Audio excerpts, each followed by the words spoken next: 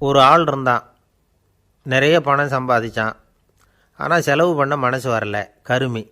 அவன் என்ன பண்ணான், சேர்த்த பணம் பூராவையும் ஒரு மரத்தடியில் புதைச்சி வச்சுருந்தான். வாரத்துக்கு ஒரு தடவை அந்த மரத்தடிக்கு வருவான், புதைச்ச இடத்த ஆவலோடு பார்த்துக்கிட்டு இருப்பான். அதுக்கப்புறம் போயிடுவான். அவ்வளவுதான். ஒரு நாள் ஒரு திருடன் வந்தான். இவன் புதைச்சி வச்சுருந்ததெல்லாம் எடுத்துகிட்டு போட்டான். இது தெரிஞ்சு போச்சு. அந்த கருமி புலம்ப ஆரம்பிச்சிட்டான். இவன் புலம்பலை கேட்டதும் அக்கம் பக்கத்தில் இருந்தவங்கெல்லாம் ஓடி வந்தாங்க. என்ன விஷயம்னு விசாரித்தாங்க. இவன் சொன்னான். ஒரு பெரியவர் கேட்டார், ஏப்பா வாரம் வந்து இந்த இடத்த பார்க்குறதாக சொன்னியே, எப்போவாவது இதில் இருக்கிற பணத்தை எடுத்து செலவு பண்ணியிருக்கியா அப்படின்னு கேட்டார். நான் அப்பப்போ வந்து அதை பார்க்குறது தான் வழக்கம், அதை தொட்டதே இல்லைன்னு அவன்.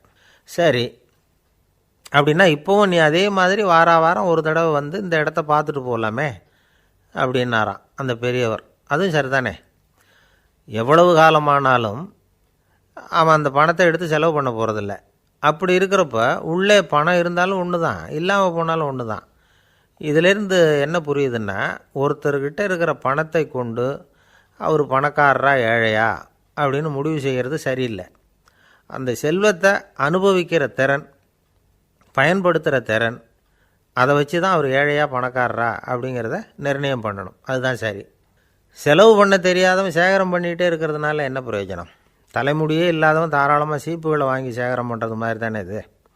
சில சமயம் செலவு பண்ண நாம் தயாராக இருந்தால் கூட அந்த செல்வம் நமக்கு பயன்படுறதில்ல. அரேபியாவில் ஒரு நகை வியாபாரி விலை உயர்ந்த முத்துக்களை எல்லாம் அவர் வச்சு வியாபாரம் பண்ணிகிட்டு இருந்தார். அவர் ஒரு சமயம் ஒரு பாலைவனம் வழியாக போயிட்டுருக்கிறார் ஒட்டகத்தில். அப்போது திடீர்னு கடுமையான புயல் வீச ஆரம்பிச்சுட்டுது. திசை தவறி இவர் எங்கேயோ வந்துட்டார். கூட வந்தவங்களையும் காணலை, எங்கே போனாங்களோ தெரியல. இவர் ரொம்ப பயந்து போய் அங்கே எங்கேயுமா அலைஞ்சு திரியிறார். வழியே தெரியல, பசி கடுமையாயிட்டுது. ஒட்டகத்து முதுகில் ஒரு மூட்டை இருந்தது, அதை பிரித்து பார்த்தார்.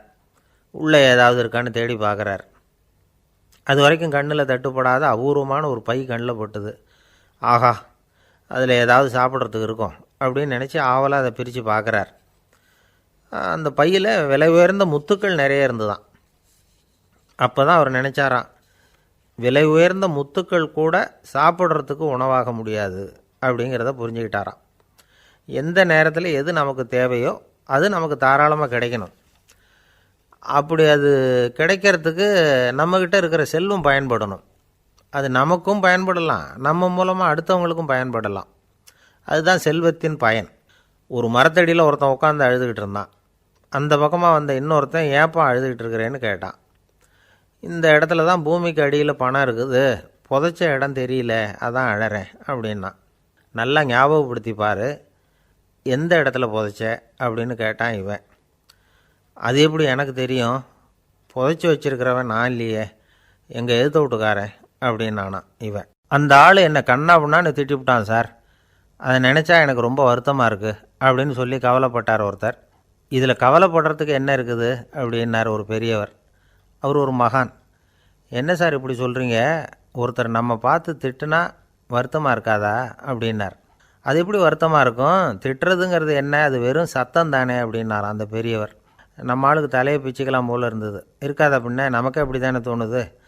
அந்த பெரியவர் சொல்கிறது ரொம்ப பெரிய விஷயம். அதை நாம் புரிஞ்சிக்க முயற்சி பண்ணலாம்னா நடைமுறை வாழ்க்கைக்கு அது ஒத்து வர்றது மாதிரி தெரிய மாட்டேங்குது. இருந்தாலும் அந்த பெரியவர் அதுக்கு என்ன தான் விளக்கம் கொடுக்குறாருன்னு பார்ப்போமே. ஒரு ரயில் போயிட்டுருக்கு, அதில் ஒரு சாது போயிட்டுருக்கார்.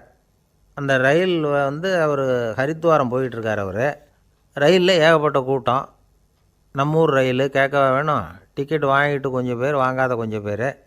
அது என்னத்துக்கு அனாவசியமாக டிக்கெட் அப்படிங்கிற நினப்பில் பாதி பேர். இந்த கூட்டத்துக்கு மத்தியில் அந்த சாதுவும் போயிட்டுருக்கிறார்.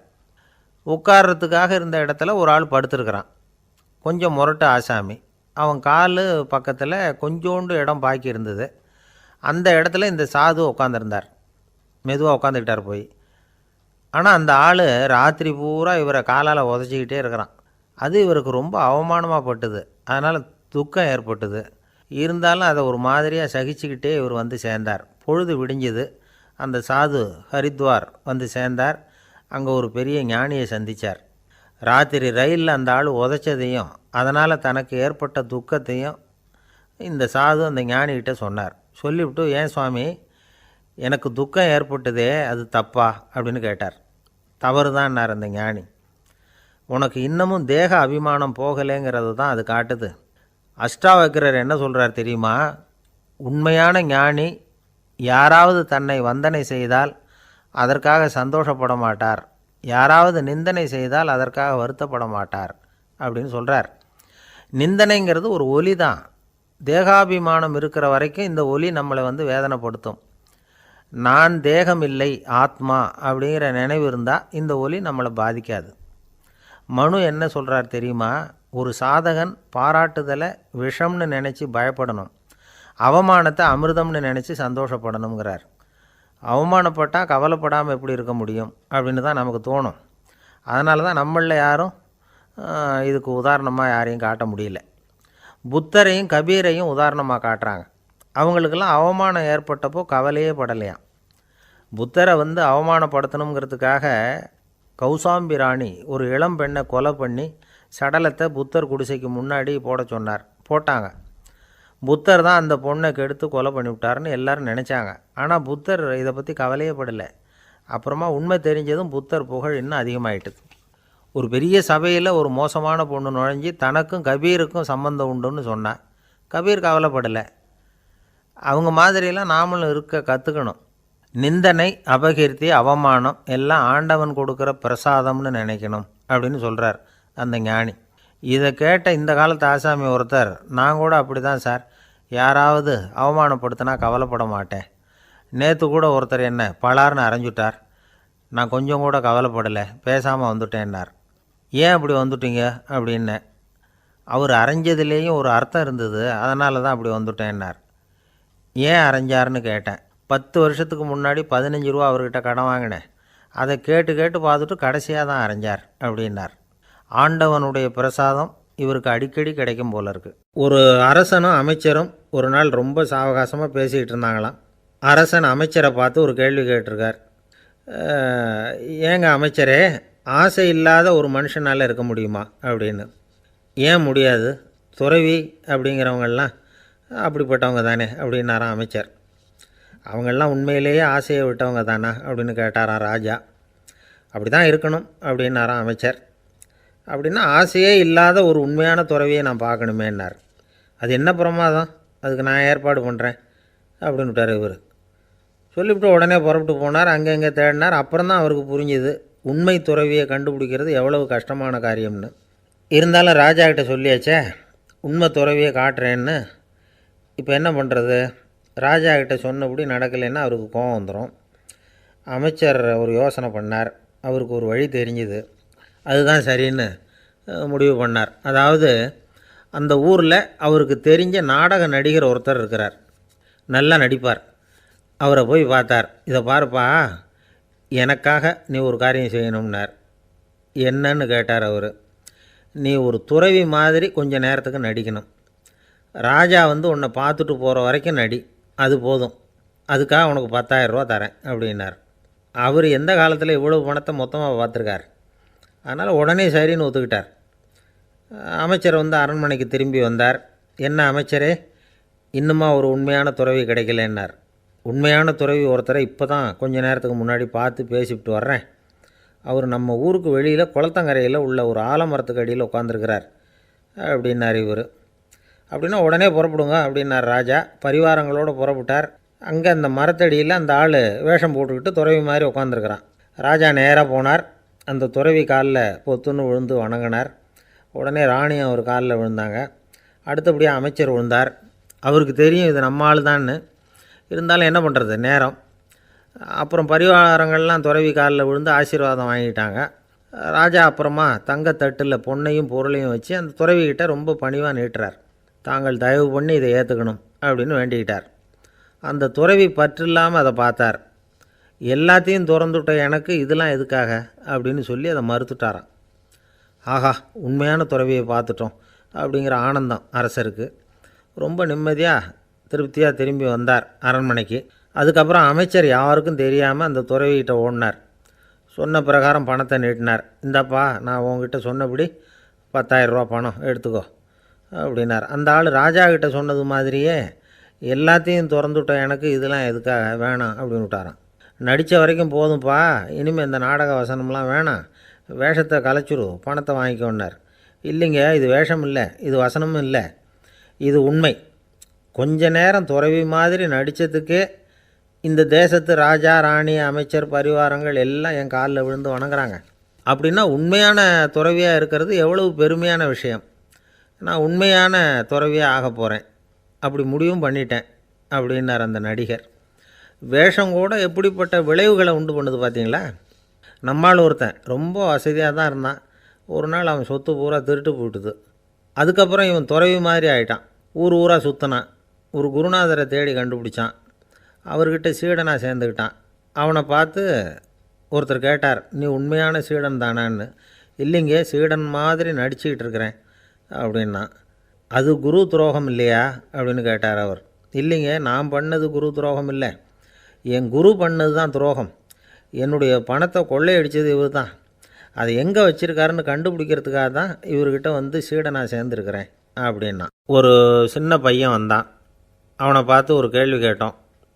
ஏன்ப்பா உங்கள் வீட்டில் அம்மா புத்திசாலியா அப்பா புத்திசாலியா அப்படின்னு. அவன் அலட்சியமாக நம்மளை பார்த்து சிரிக்கிறான். என்ன சார் இது, இந்த காலத்தில் இது கூட தெரியாமல் இருக்கிறீங்களே அப்படிங்கிறான். ஒரு சின்ன பையன் நம்மளை பார்த்து இப்படி கேட்டு விட்டானே அப்படின்னு நினைக்கிறப்போ நமக்கு ஒரு மாதிரி ஆகிடும். அதுக்கப்புறம்தான் இந்த தாத்தா பாட்டிலாம் சொல்கிற ஒரு கதை ஞாபகத்துக்கு வந்தது. அது என்ன கதை தெரியுமா? ஒரு ஊரில் ஒரு அம்மாவும் பிள்ளையும் இருந்தாங்களாம். அந்த மகனுக்கு திடீர்னு தேசாந்திரம் போய் வரணும்னு ஆசை வந்துட்டுது.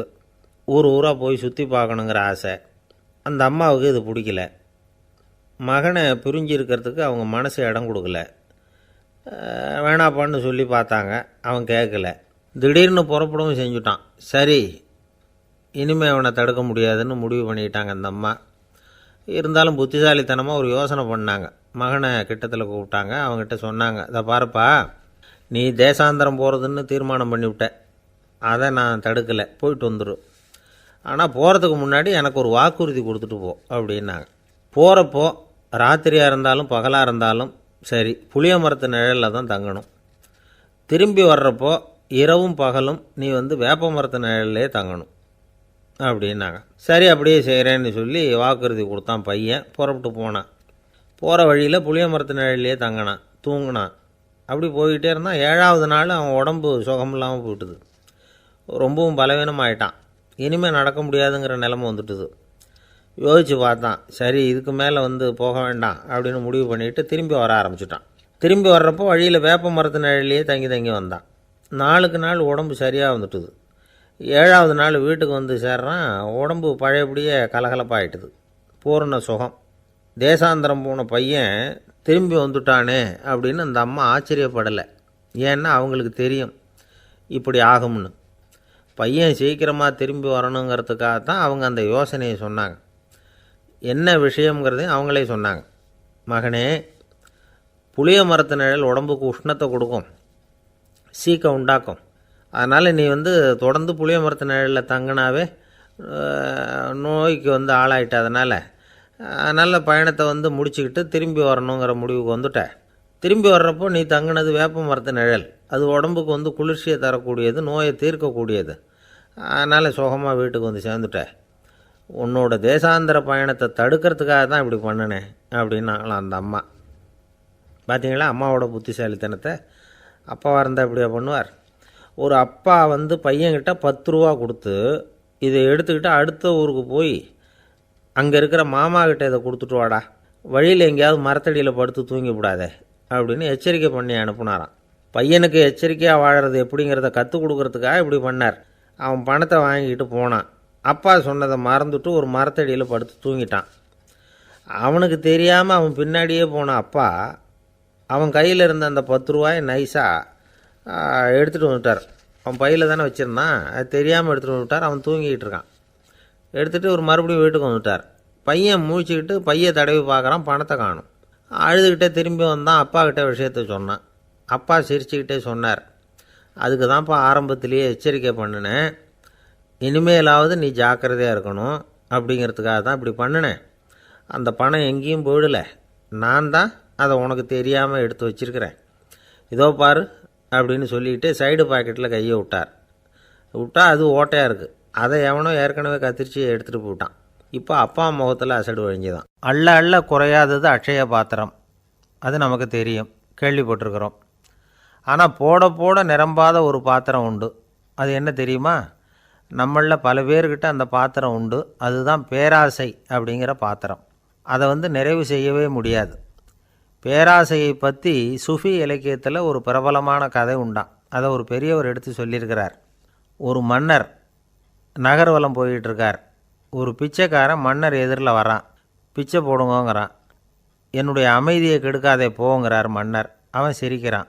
அரசே, உங்களுடைய அமைதி கெடக்கூடிய நிலையில் இருந்தால் அதுக்கு பேர் அமைதியே கிடையாது அப்படின்னு நானா. எதிரில் நிற்கிறது வெறும் பிச்சைக்காரன் இல்லை, யோகி அப்படிங்கிறத மன்னர் புரிஞ்சுக்கிட்டார். துறவியே, உங்களுக்கு என்ன வேணும்னாலும் கேளுங்க, கொடுக்குறேன்னாராம். அந்த துறவி மறுபடியும் சிரிக்கிறார். அரசே, உங்களால் முடியாததையெல்லாம் கொடுக்க முடியும்னு சத்தியம் செய்யாதீங்க அப்படின்னார். மன்னருக்கு கோபம் வந்துட்டுது. என்ன இவர் இப்படி சொல்கிறாரே அப்படின்னு நினச்சார். நகர்வலத்தை பாதியிலேயே நிறுத்தினார். வாங்க அரண்மனைக்குன்னார். துறவியை அழைச்சிக்கிட்டு அரண்மனைக்கு வந்துட்டார். துறவி தன்கிட்ட இருந்த பிச்சை பாத்திரத்தை நீட்டினார். இது நிறைய எனக்கு பொற்காசுகள் வேணும் அப்படின்னாராம். அவ்வளவு தானா, இது ஒரு பெரிய காரியமா அப்படின்னு கையை தட்டினாராம் மன்னர். ஒரு பெரிய தாம்பாளம் நிறைய பொற்காசுகள் சேர்ந்தது. அதை அள்ளி போட்டார். போட போட அந்த பிச்சை பாத்திரம் நிரம்பவே இல்லை. பொற்காசுகள் போட போட அவ்வளவையும் உள்ளே வாங்கிக்கிட்டே இருக்குது. அரசாங்க கஜானாவே காலி ஆகிட்டுது. மூட்டை மூட்டையாக பொற்காசுகளை கொட்டி பார்த்துட்டாங்க. அது முழுங்கிக்கிட்டே இருக்குது. கடைசி வரைக்கும் அந்த பிச்சை பாத்திரம் நிரம்பவே இல்லை. அரசர்கிட்ட இருந்த கர்வம் போயிட்டுது. அப்படியே பொத்துன்னு துறவி காலில் விழுந்தார். அப்போ அந்த துறவி சொன்னாராம், மன்னா, இந்த பிச்சை பாத்திரத்தை உங்களால் மட்டும் இல்லை, வேறு யாராலையும் நிரப்ப முடியாது. அதுக்கு என்ன காரணம்னா, இது சாதாரண பிச்சை பாத்திரம் இல்லை, பேராசைகளோடு வாழ்ந்து செத்துப்போன ஒரு மனிதனின் மண்டை ஓடுது அப்படின்னாராம். பாருங்கள், இதுதான் அந்த சுஃபி இலக்கிய கதை. செத்த பிறகும் நிறைவு இல்லைன்னா அது எப்பேற்பட்ட பேராசையாக இருக்கும்னு யோசித்து பார்த்துங்க. நம்மால் ஒருத்தர் கல்யாணம் பண்ணிக்க பொண்ணு பார்த்துக்கிட்டு இருந்தார். அழகு, அறிவு, படிப்பு எதுவும் தேவையில்லை, பணம் மட்டும் இருந்தால் போதும் அப்படின்னு பார்க்குறவங்ககிட்டெல்லாம் சொல்லி வச்சார். ரொம்ப நாளைக்கு அப்புறம் ஒரு பணக்காரர் கிடைச்சார். அவர் சொன்னார், இதை பாருங்கள், எனக்கு 20 வயசில் ஒரு மகள், அவளை நீங்கள் கல்யாணம் பண்ணிக்கிட்டா 2 லட்சம் பணம் கொடுப்பேன். 25 வயசில் ஒரு பொண்ணு, அவளை கல்யாணம் பண்ணிக்கிட்டா 2.5 லட்சம் தருவேன். 30 வயசில் ஒரு பொண்ணு இருக்கா, அவளை கல்யாணம் பண்ணிக்கிட்டா 3 லட்சம் தருவேன். என்ன சொல்கிற அப்படின்னாராம். இவன் கொஞ்ச நேரம் யோசித்து பார்த்துருக்கான். அதுக்கப்புறம் மெதுவாக அவரை நிமிர்ந்து பார்த்து, ஏன் சார், உங்ககிட்ட 50 வயசில் ஏதாவது பொண்ணு இருக்கா அப்படின்னு கேட்டானான். சில பேரை இப்படி சொல்கிறது உண்டு. அடுத்தவங்களை அனுசரித்து நடந்துக்க தெரியல, அவன் என்ன சார் மனுஷன் அப்படிம்பாங்க. சக மனிதர்களோடு எப்படி பழகிறது அப்படின்னு தெரியாததுனாலேயே பல பேர் இன்றைக்கி சங்கடப்பட்டுக்கிட்டு இருக்கிறாங்க.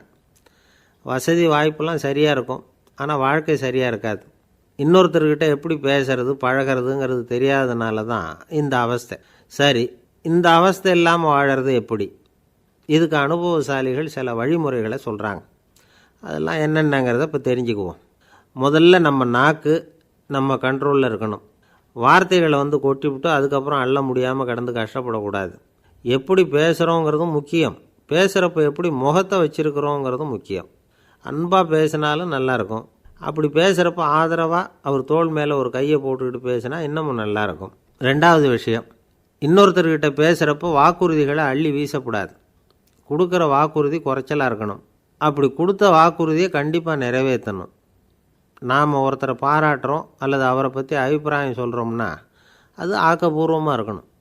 நம்ம பாராட்டு அல்லது விமர்சனம் அடுத்தவருடைய முன்னேற்றத்துக்கு உதவுறது மாதிரி இருக்கணும். நாம் சொல்கிறத கேட்டுட்டு அவன் தலையில் கையை வச்சுட்டு உட்காந்துடக்கூடாது.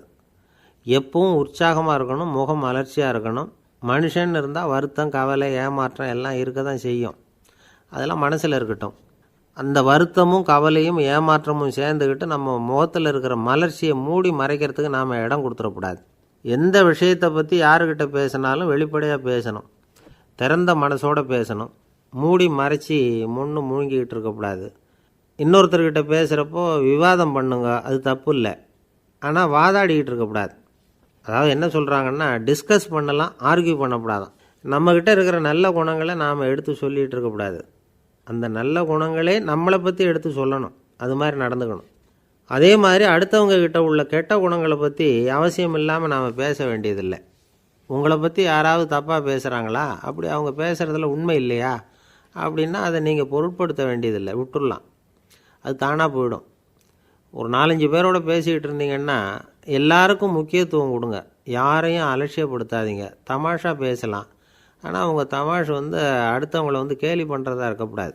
நமக்கு கிடைக்க வேண்டியது கிடைக்கலையே அப்படிங்கிற தவிப்பு நம்மக்கிட்ட இருக்கக்கூடாது. அது தேவையில்லை. உங்கள் செயல்பாடுகள் தெளிவாக இருக்கட்டும், பாராட்டு தானாக அவங்கள தேடிட்டு வரும். இன்னொரு மனுஷனுடைய மனசில் கௌரவமான ஒரு இடத்த பிடிக்கணும்னா நாம் இந்த குணத்தையெல்லாம் நம்மக்கிட்ட வளர்த்துக்கணும். இதெல்லாம் அனுபவசாலிகள் சொல்லியிருக்கிற குறிப்புகள். இந்த குறிப்புகளை சரியாக புரிஞ்சுக்கணும், அது முக்கியம். தப்பாக புரிஞ்சுக்கிட்டா என்ன ஆகும் தெரியுமா? இதை கேளுங்க. ஒருத்தர் வந்தார், சார் அடுத்தவங்க தோள் மேலே கையை போட்டுக்கிட்டு அன்பாக பேசணும்னு சொன்னீங்க, அப்படி தான் பேசினேன். அவர் முதுகை கூட தட்டி கொடுத்தேன், என் வேலை போயிட்டுது சார், வீட்டுக்கு அனுப்பிச்சிட்டாங்க அப்படின்னார். யாருக்கிட்ட அப்படி பேசுனீங்கன்னு கேட்டோம். என் முதலாளிகிட்ட சார் அப்படிங்கிறார் ரொம்ப சோகமாக. ஒருத்தர் ரொம்ப அவசரமாக வந்தார், சார் மனுஷன் நிம்மதியாக இருக்கிறதுக்கு என்ன வழின்னு கேட்டார். சீக்கிரமாக ஒரு கல்யாணத்தை பண்ணிங்க, எல்லாம் சரியாக போடும் அப்படின்னோம். அவர் ஒரு மாதிரியாக பார்த்தார். ஏற்கனவே எனக்கு கல்யாணம் ஆகிட்டுது சார், அதனால தானே நிம்மதியாக இருக்கிறதுக்கு வழி கேட்குறேன் அப்படின்னார். சரி, இவர் ஒரு மாதிரியான கேஸ் அப்படின்னு நினச்சிக்கிட்டு நம்மக்கிட்ட இருந்த ஒரு சின்ன புத்தகத்தை அவர்கிட்ட தூக்கி கொடுத்தோம். இதை படித்து பாருங்கன்னு. கல்யாணத்துக்கு பிறகும் சந்தோஷமாக இருக்கிறதுக்கு என்ன வழி அப்படிங்கிற கேள்விக்கு அந்த புத்தகத்தில் விளக்கம் இருந்தது. கணவன் மனைவிக்குள்ளே சிக்கல் வராமல் இருக்கிறதுக்கு அதில் சில வழிகளை சொல்லி கொடுத்துருக்குறாங்க. அதெல்லாம் என்னென்ன அப்படிங்கிறத இப்போ பார்க்கலாமா? குடும்பம்னு இருந்தால் கோபம் வரதான் செய்யும், அது வந்துட்டு போகட்டும், பரவாயில்ல. ஆனால் அந்த கோபம் ஒரே நேரத்தில் 2 பேருக்கும் வந்துடாமல் பார்த்துக்கணும். ஒரு சமயத்தில் யாராவது ஒருத்தர் தான் கோபப்படணும், அடுத்தவங்க அமைதியாக இருக்கணும். அதுக்கப்புறம் இவர் அமைதியான உடனே அவங்க ஆரம்பிச்சிக்கலாம். கோபமாக ஏதாவது சொன்னால் உடனே கோபமாக பதில் சொல்லக்கூடாது. கொஞ்சம் பொறுத்து கோபம் தீர்ந்த உடனே அந்த பதிலை சொல்லலாம். அப்போ பதில் கோபமாக இருந்தால் கூட அது அவ்வளோ பெருசாக தெரியாது. அற்ப விஷயத்துக்கெல்லாம் காய்ச்சி மூச்சுன்னு கத்திக்கிட்டு இருக்கக்கூடாது. உங்கள் 2 பேருக்குள்ளே ஒரு தர்க்கம் ஆரம்பமாயிட்டுதுன்னு வச்சுக்கோங்க. கடுமையாக 2 பேரும் விவாதம் பண்ணுறீங்க. உங்களில் ஒருத்தர் இதில் ஜெயிக்கணும்னா அது நீங்களாக இருக்க வேணாம், அடுத்தவங்க ஜெயிக்கிறதுக்கு நீங்கள் துணையாக இருங்களேன். அப்படின்னா நீங்கள் கொஞ்சம் விட்டு கொடுக்கணும், அவ்வளவுதான். ஏதாவது குத்தம் சொல்லணுமா, செஞ்ச தப்பை சுட்டி காட்டணுமா, விமர்சனம் பண்ணணுமா, பண்ணுங்க, வேணான்னு சொல்லலை. ஆனால் சொன்னதை அப்படி சொல்கிறத கொஞ்சம் அன்பாக இதமாக சொல்லுங்கள். எப்போ நடந்த தவறுகளையெல்லாம் இப்போ போய் மறுபடியும் ஞாபகப்படுத்திகிட்டு இருக்க வேண்டாம். நான் அப்போவே சொன்னேன் இந்த புடவை வேணாம்னு, நீங்கள் தான் கேட்கல, இப்போ பாருங்கள் கிழிஞ்சு போச்சு இப்படின்னு கத்துனாங்க ஒரு அம்மா. எப்போ சொன்னீங்கன்னு கேட்டால் ஒரு 10 வருஷத்துக்கு முன்னாடி தீபாவளி சமயத்தில் அப்படிங்கிறாங்க. அது என்ன இன்னும் அப்படியே புதுசாகவே இருக்கும்? உங்களுக்கு அவர் தான் பெருசு, அவருக்கு நீங்கள் தான் பெருசு. அதை விட இந்த உலகத்தில் வேறு எதுவும் முக்கியம் இல்லைன்னு நினைக்கணும். நீ தான் என்னுடைய உலகம்னு எத்தனை தடவை சொல்லியிருப்பீங்க? அதெல்லாம் வெறும் வசனமாக போயிடக்கூடாது.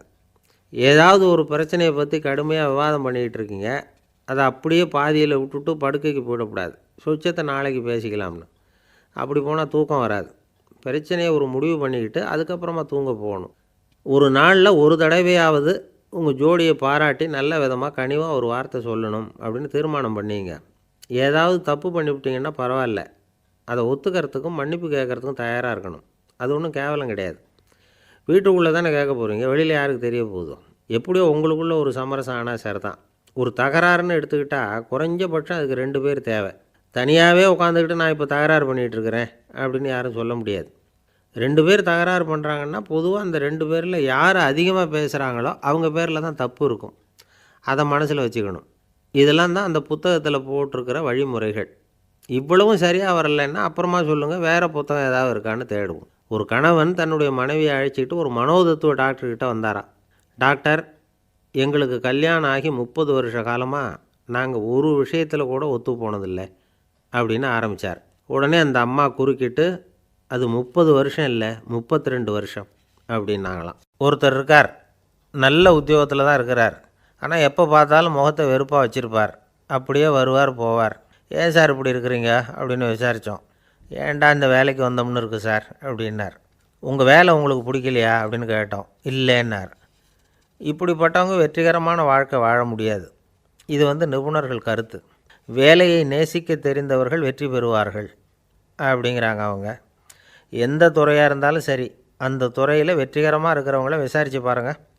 எனக்கு என்னுடைய வேலை ரொம்ப பிடிக்கும் அப்படின்னு சொல்கிறவங்களாக தான் இருப்பாங்க. அப்படி இருந்தால் தான் அது வெற்றிகரமாக இருக்க முடியுது அவங்களால. ஒருத்தனுக்கு பிடித்தமான பொழுதுபோக்கே அவனுடைய தொழிலாக இருந்துட்டுதுன்னா அவனை மாதிரி கொடுத்து வச்சவன் வேறு யாரும் இல்லை அப்படிங்கிறார் பெர்னாட் ஷா. ஒரு தடவை மன்னர் ஹுமாயூன் உயிரை தண்ணீர் மொண்டு ஊற்றுகிற தொழிலாளி ஒருத்தர் காப்பாற்றினாராம் அந்த ஹுமாயூன் உயிரை. உடனே மன்னர் கேட்டிருக்கார், உனக்கு என்ன வேணும்னாலும் கேளு தரேன், உயர் பதவி வேணுமா அப்படின்னு கேட்டாராம். மன்னா, மக்களின் தாகம் தீர்க்கக்கூடிய இந்த பணியை விட உயர்ந்தது உண்டா அப்படின்னாராம் அந்த தொழிலாளி. அவரால் அவருடைய வேலையை நேசிக்க முடிஞ்சுது, அதனால் மகிழ்ச்சியாக இருக்க முடிஞ்சுது. நாமெல்லாம் அப்படி இல்லை. வேலை கிடைக்கிற வரைக்கும் கிடைச்சா போதும் அப்படின்னு இருக்கோம். கிடைச்சதுக்கப்புறம் ஏன்டா அந்த வேலைக்கு வந்தோம்னு ரொம்பவும் அழுத்துக்குவோம். சரி, நாம் இருக்கிற இடத்துல நாம் வெற்றிகரமாக இருக்க வழி உண்டா அப்படின்னா உண்டுன்னு சொல்கிறாங்க. அதாவது மன இயல் நிபுணர்கள் இருக்கிறாங்க இல்லையா, அவங்க அதுக்கு முக்கியமாக 6 வழிகள் சொல்கிறாங்க. நீங்கள் ஒரு அலுவலகத்தில் வேலை பார்க்குறவரா அப்படின்னா இதை கேளுங்க. அதாவது உங்கள் மேலதிகாரி எதிர்பார்ப்புக்கு தகுந்த மாதிரி உங்கள் வேலை இருக்குதா? அப்படி இல்லைன்னா முதல்ல உங்கள் வேலையின் தரம் உயரணும். உங்களுக்கு மேலே கீழே வேலை பார்க்குற பணியாளர்கள்கிட்ட நல்ல விதமாக பழகிறீங்களா? அந்த உறவு முறையில் ஏதாவது குறை இருந்தால் அதை கண்டுபிடிச்சி சரி பண்ணுங்கள். நம்பிக்கைக்கு உரியவர் அப்படின்னு நீங்கள் பேர் எடுக்கணும். நீங்கள் எடுக்கிற முடிவு நல்ல முடிவாக தான் இருக்கும் அப்படின்னு அடுத்தவங்க சொல்லணும். உங்கள் தோற்றத்துக்கு முக்கியத்துவம் கொடுங்க. இது மனம் உடல் ரெண்டும் சம்மந்தப்பட்டது. அதனால் மனசையும் ஆரோக்கியமாக வச்சுருக்கணும், உடம்பையும் ஆரோக்கியமாக வச்சுருக்கணும். உங்களுடைய நிர்வாகம் செயல்படுற விதத்தை நல்லா புரிஞ்சு வச்சுக்கணும். உங்களுடைய நிர்வாகம் இப்போ ஒரு காரியம் செய்யுதுன்னு வச்சுங்க, ஏன் அப்படி செய்யுது, எதுக்காக அப்படி செய்யுது, அதனுடைய குறிக்கோள் என்ன, அது நீடிக்கிறதுக்கு காரணம் என்ன, இதையெல்லாம் தெரிஞ்சுக்கணும். சிரிப்புக்கு வஞ்சகம் பண்ணக்கூடாது. நல்லா சிரிக்கணும், அப்போ தான் அது திரும்ப கிடைக்கும். கடந்த கால தோல்வியை பற்றி கவலைப்படக்கூடாது. முதலாளி விருப்பம் தெரிஞ்சு நடந்துக்கிறது நல்லது தான். அதுக்காக காக்கா பிடிக்கணுங்கிற அவசியம் இல்லை. உங்களுக்கு ஒரு பொறுப்பான வேலை கிடைக்குது, உடனே சத்தம் குழப்பம் அப்படின்னு சூழ்நிலையை இறுக்கமாக ஆக்கிடக்கூடாது. எந்த சூழலையும் இயல்பாக கையாளக்கூடியவர் அப்படிங்கிறத காட்டணும். இதெல்லாம் உங்கள் துறையில் நீங்கள் வெற்றி பெற நிபுணர்கள் சொல்கிற யோசனைகள். இவ்வளவு விவரமும் சொல்லிவிட்டு ஒருத்தரை பார்த்து கேட்டோம், இப்போ சொல்லுங்கள், நீங்கள் செய்கிற வேலை உங்களுக்கு பிடிச்சிருக்குதா அப்படின்னோம். ரொம்ப ரொம்ப பிடிச்சிருக்குது அப்படின்னார். சரி, என்ன செஞ்சிகிட்ருக்குறீங்க அப்படின்னு கேட்டோம். சும்மா தான் இருக்கிறேன் அப்படின்னார் அவர். இந்த உலகமே ஒரு நாடக மேடை, நாம் எல்லாரும் நடிகர்கள். இது ஞானிகள் சொல்கிறது. இது ஒரு பக்கம் இருக்கட்டும். இந்த உலகத்துக்குள்ளே எத்தனையோ நாடக மேடைகள், எத்தனையோ நடிகர்கள், எத்தனையோ நாடகங்கள், இதெல்லாம் எப்படி ஆரம்பமாச்சு? அதுதான் இன்றைக்கி தகவல். அதாவது ஆதி மனிதன் பேச ஆரம்பிக்கிறதுக்கு முன்னாடி சைகையாலேயே எல்லாத்தையும் சொல்லிகிட்டு இருந்தான். அதனால் அப்போவே நடிப்பு ஆரம்பமாயிட்டுது. முதல்ல ஒரு வேட்டையைத்தான் அவன் நடித்து காட்டியிருப்பான். இவன் எப்படி போனான், எதிரில் மிருகம் எப்படி வந்தது, அதோடு எப்படி சண்டை போட்டான், எப்படி அடித்து கொண்டுகிட்டு வந்தான், இதை அப்படியே மற்றவங்களுக்கு நடித்து காட்டியிருப்பான். ஏன்னா மொழி கிடையாது. இந்த காலத்துலலாம் நாடகங்களில் நடிக்கிறவங்கள நடிகர்கள்ங்கிறோம். ஒரு காலத்தில் இவங்களுக்கு என்ன பேர் தெரியுமா? திஸ்பியர்கள் அப்படின்னு பேரான். இதுக்கு காரணம் உண்டு. அதாவது 2000 வருஷத்துக்கு முன்னாடி கிரீஸ் நாட்டில் திசிபியஸ் அப்படின்னு ஒரு ஆள் இருந்தான். அவன் ஒரு பெரிய நாடக கலைஞன். அவன் சில இளைஞர்களை சேர்த்துக்கிட்டான், பயிற்சி கொடுத்தான், நாடக குழுவை உருவாக்கினான். நடிகர்களையும் நாடகத்துக்கு தேவையான பொருள்களையும் ஏற்றிக்கிட்டு போகிறதுக்கு ஒரு வண்டியையும் தயார் பண்ணான். அந்த வண்டியிலேயே அவன் கிரேக்க நாடு பூராவும் சுற்றினான். ஊர் ஊராக நாடகம் போட்டான். ஒரு ஊருக்கு போனதும் அங்கே நாடகம் நடத்த தியேட்டர் இருக்கா அப்படிங்கன்னெல்லாம் பார்க்குறதில்ல அவன். ஏன்னா அப்போலாம் தியேட்டர்னால் என்னென்ன தெரியாது. நாடகம்னா அதை ஒரு மூடிய கொட்டைக்குள்ளே தான் நடத்தணுங்கிறது அப்போ யாருக்குமே தோணலை. இந்த வண்டி போகும், அதுவே ஒரு பகுதி அப்படியே ஒரு மேடை மாதிரி விரிச்சிக்கும். அதில் ஏறி நின்றுக்கிட்டு நாடகத்தை நடித்து காட்டுவாங்களாம். மக்கள்லாம் எதிரில் தரையில் உட்காந்து அதை பார்த்துக்கிட்டு இருக்கிறது. உலகத்தின் முதல் நடமாடும் தியேட்டர் இது தானே. இந்த திசிபியஸ் தான் முதலாக உலகத்தில் நாடகங்கிற பொழுதுபோக்கை நடத்தி காட்டினவன் அப்படின்னு சொல்கிறாங்க. அவன் சொந்தமாக நாடகம் எழுதுனா, நடித்தான், நாடகத்தை இயக்கினான்.